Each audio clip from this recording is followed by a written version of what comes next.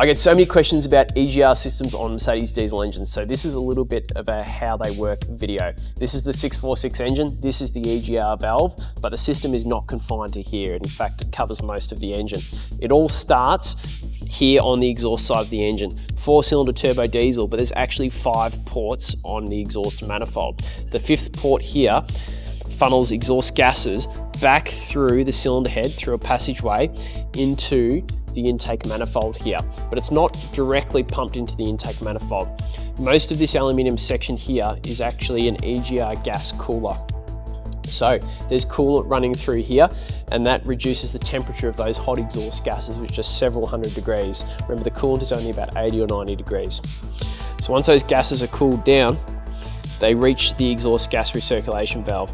This meters how much of the exhaust gases are injected back into the engine. The whole point of it is to improve the emissions coming out the back of the exhaust. A diesel engine runs excessively lean under most conditions, meaning there's a lot of excess oxygen that goes through the engine.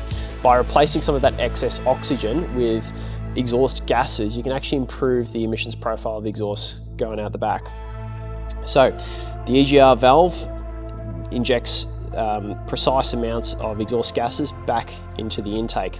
Now, you don't really get any problems in this section. The only problems you get in the system, in these Mercedes diesels, is sometimes the valve itself can fail. It's not usually because of blockages, it's usually because the servo motor or the position sensor fail.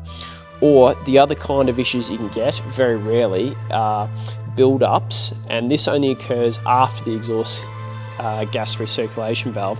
So where these relatively cooled exhaust gases get injected into the intake manifold, inside the intake manifold you've got a lot of oil vapor in there. That's thanks to the crankcase ventilation system, which is sending hot oily air through the turbocharger, through the air intake pipes, up into the intake manifold.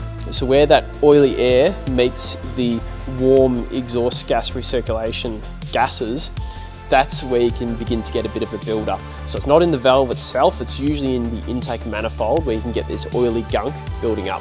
So that's a quick rundown on the Mercedes EGR system. They work pretty well. They do require minor maintenance, sometimes EGR valve replacements, but all in all, on these engines, they work well.